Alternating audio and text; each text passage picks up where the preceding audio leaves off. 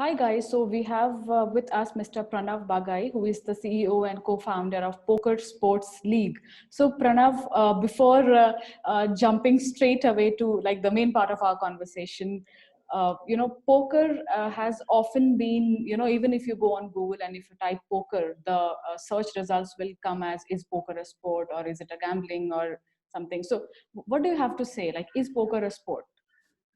So, poker is definitely a sport, but you can gamble with it. So, I'll explain the difference. See, right? Uh, Anything you overdo and you don't do responsibly, you can gamble with it, right? You can eat too much chocolates and gamble with getting sugar, getting diabetes. You can drink too much water, and even that could be a problem if you have way too much water every day. So, it's not about, obviously, I'm taking very, very distinct examples. Uh, why I believe poker is a mind sport and why anybody who plays professional poker, they'll tell you this too, that poker is definitely a mind sport. I'll tell you why. Now, supposing you and I were to play poker today. I'm not a very good player. I'm a decent player. I'm assuming, do you play poker? No, not yet. So let's say you learn the basics of poker and you and I play poker. I'm a fairly good player. You don't know how to play poker. Say we play one game. You may beat me. If we play 10 games, I'm going to beat you 8 out of 10 games for sure. Where does this, so you don't know this, people don't know this, but every single professional poker player, they have to study. They work so hard on their game. They are studying all the time. They are seeing how they played their previous hands. What is it that they can do different? There's so much study that goes into poker. The common person who plays once in a while, once in a week, once in 10 days with their friends for fun, yes, they are probably gambling with it. But anybody who thinks of it as a career, they're not gambling anymore because they have to study, they have to take strategy coaching. Then they also have to take mental coaching. Mental coaching is a huge part about poker. So I'll give you another example. Say you play online tournaments in India professionally. It's about the decisions that you make. Now, supposing if you know the basics of poker, the flop is open. Let's not get technical. Three cards are open. Okay, three cards are open. At that time, you are ahead, and say you go all in. All in is when you put all your chips there. You will win the hand 75 to 80% of the time. But because two more cards are yet to come, you will lose 20 to 25% of the time. So what you have to do is keep on making the correct decision, which favors you. And more often than not, you're going to win in this position. That's why to be a professional tournament poker player, you can't just play one or two tournaments a week. You have to play 10, 15 a day. You have to play 70 to 80 tournaments. So that, and each time if you are 70% ahead, 75% ahead, 65%, even 55% ahead, you are going to win more often than you're going to lose because the decision is correct.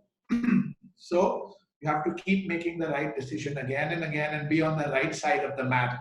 And in the long run, it's not a gamble anymore because you are always making the positive plus EV decision. So I think, yeah, it definitely requires a skill set and a strategy, and which is mental effort as well. So, after speaking to you, I'm thinking that it is more or less chess is also like this, right? Like there's Correct. mind game and there is strategy involved. So talking about chess, you have Mr. Vishwanathan Anand as your ambassador, if I can call that, for Correct. Poker Sports League. So how has having Mr. Anand, has it increased the brand value of PSL, and how has that Definitely has. happened? Now, the thing is, we haven't had a PSL for 2.5 years, right? The last one was supposed to be a year ago. It was supposed to be not a year ago, but in April, May, there was COVID. We had to reinvent the whole wheel. We haven't had a PSL actually now for 2.5 years. But yes, Mr. Vishwanathan was very active until the last season. And once our season kicks off, it's about to kick off on the 18th, it's going to become active again. But yeah, he adds immensely to Poker Sports League purely because he is Vishwanathan Anand. He's a chess grandmaster. He's won the Padma Shri. I think he won the Khel Ratna. And just when somebody like that comes and tells you guys this is a mind sport, and he finds so many analogies between chess and poker, it's amazing how Mhm. it's all about the mental game and also how important physical fitness is to remain mentally sharp and how you have to just keep studying. Yeah. I think it's also in a way true with esport, right? There are a segment of people who don't consider esport as esport, mobile gaming and other sports. So I remember I was speaking to Akshat of Nodwin, and we were talking on the same subject. Then he explained, and that actually makes sense because even like to win a sport or to win it, it's a mental. It involves a lot of mental strategy and mental contribution to that game, and which is also like in whether you play cricket or football, it's just that it is more on the physical side of it. Correct. Yeah. Correct. But it's still a lot of perseverance, a lot of discipline, a lot of math, and a lot of physical fitness too. Because these guys, you can start the tournament. To win a tournament, you have to play 12 to 14 hours. And 12 to 14 hours, if you're not physically fit, you're going to be mentally exhausted. And you start making bad decisions. One single bad decision you make, and you're out of the tournament. Yeah, wow, that's something Yeah. great. Yeah, yeah. We often talk about, for example, like how chess players train physically, or even for that matter, let's say shooting. Shooting is more of a mental, along with physical strength. It requires so much of mental agility and accuracy. So that is also there. So talking about PSL, which is Poker Sports League, and which is like India's first poker league and world's biggest poker league in terms of the prize pool and participation. So you started this in 2016. So how did this idea come to your mind? So this idea actually was not my idea, to be very honest. The idea was Mr. Amit Burman, who's the chairman of Dabur India. Uh, he got in touch with me through a common friend, and he told me to design this league.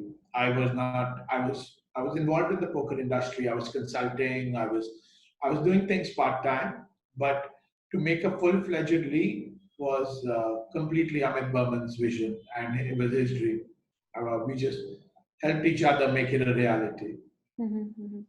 And I think this year, I mean, in 2020 during pandemic, you did a virtual poker league.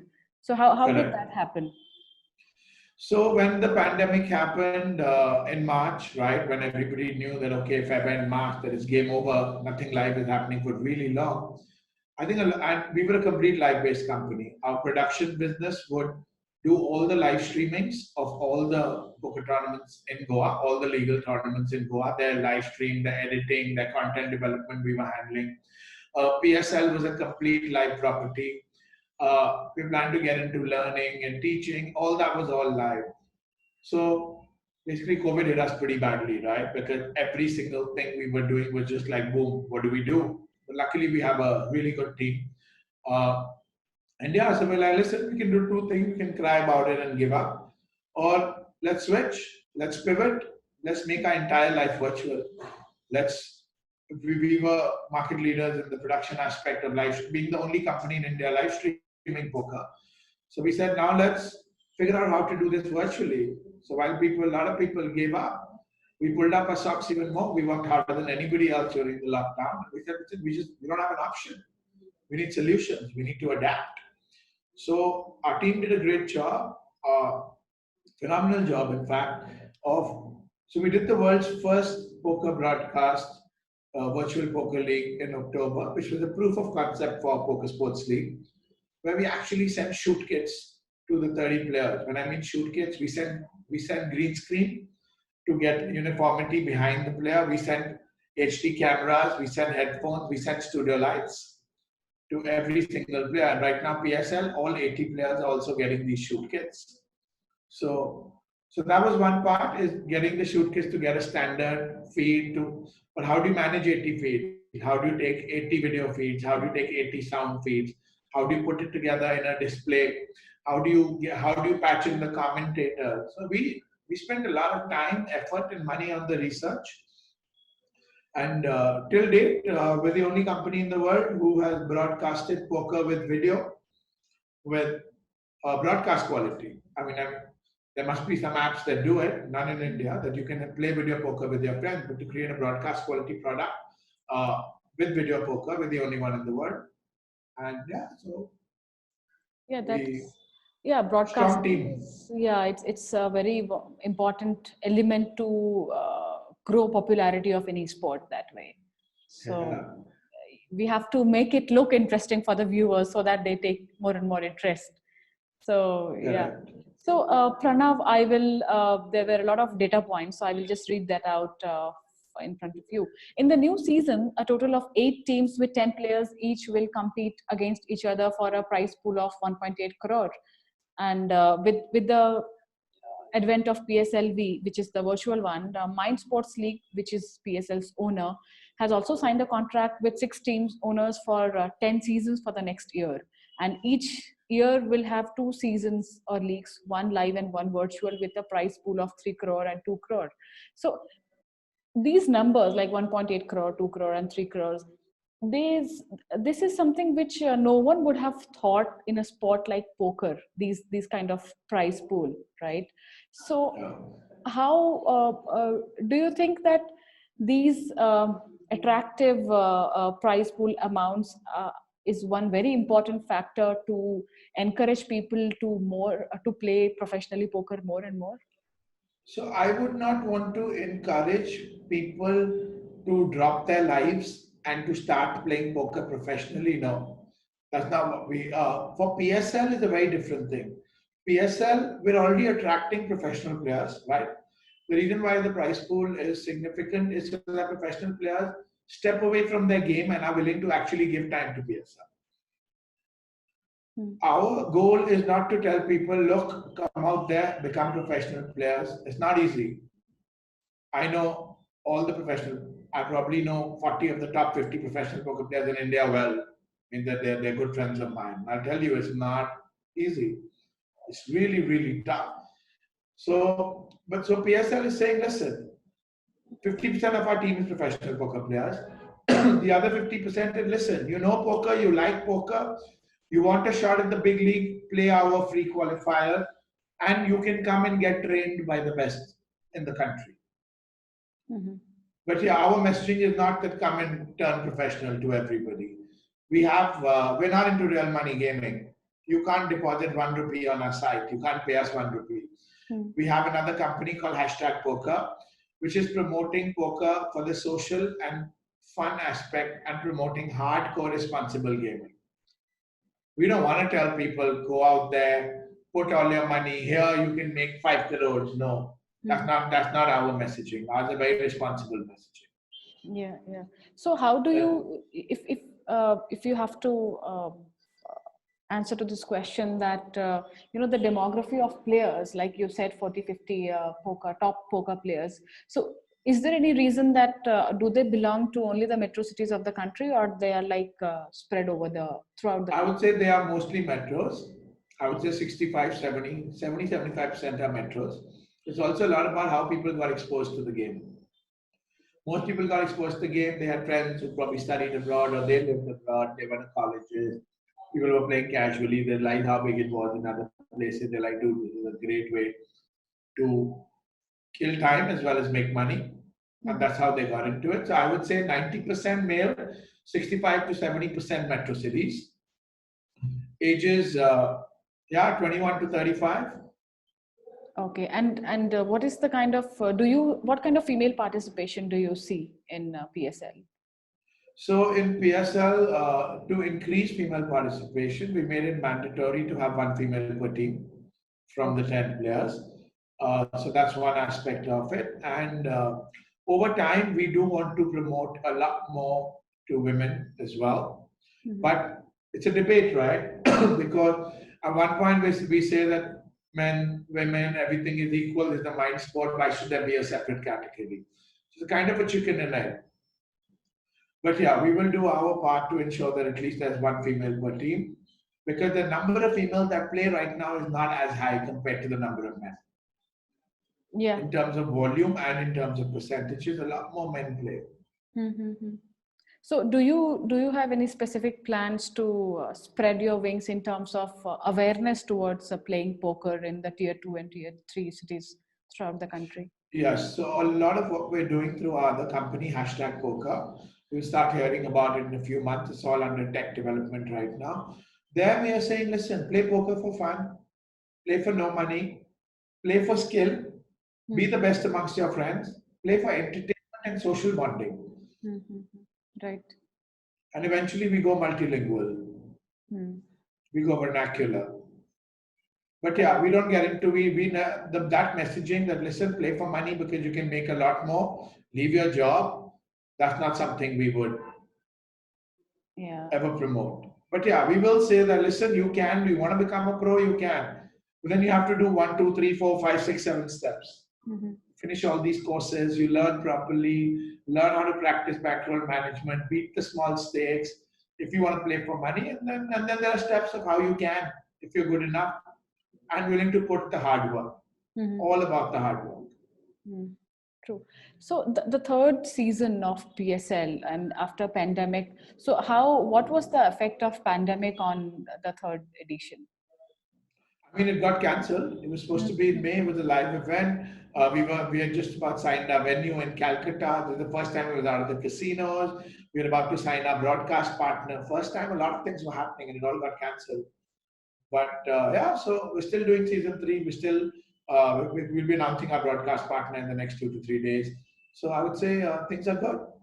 And what for to make any league successful, it is important that corporates and brands come on board to sponsor the event. So what kind of response do you get? We've already signed our title sponsor, which is a poker brand for the league.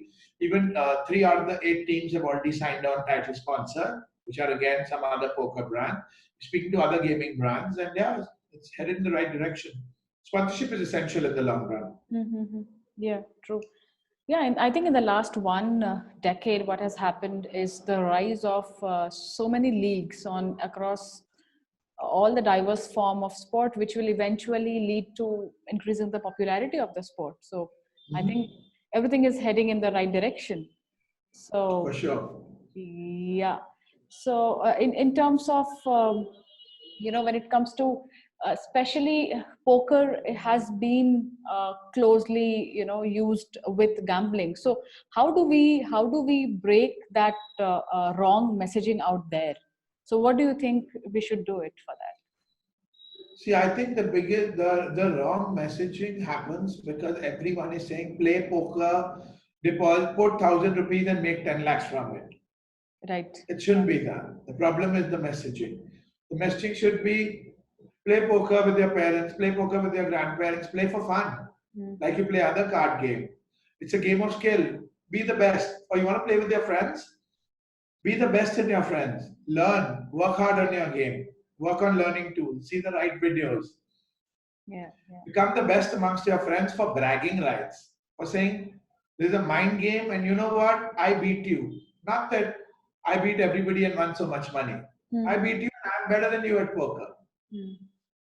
That's the messaging we're looking at. True. Yeah. So great, Pranav. It was extremely nice to speak to you and know the side of poker. And I think this is for the first time that I'm knowing poker so much from inside. So it was pleasant to speak to you and the kind of insights which you gave to us. And this is for all of our audience. If anyone is interested to play poker, where should he or she start? I think they should start by learning. In a few months, they can go to #poker, where they'll be able to learn from our platform. But you need to start right now. Is read up about it, watch videos, do the theory, understand what's going on. Don't put in money. If you do decide to put in some money, it should be entertainment money. Say you go out on a weekend, you want to go out, you go out Friday night and Saturday night, and you're comfortable spending between Friday and Saturday, comfortable spending 500 rupees for entertainment, whether it's a movie, it's a drink, it's whatever it is. You want to put that towards poker, but you need to have insane amounts of discipline and follow bankroll management.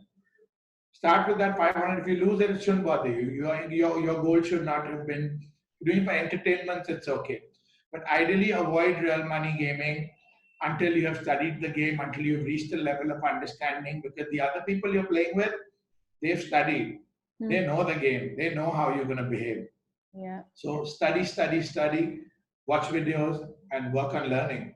before you start playing. Great. So thank you, Pranav. Thanks a lot. Thank you so much, Arshi.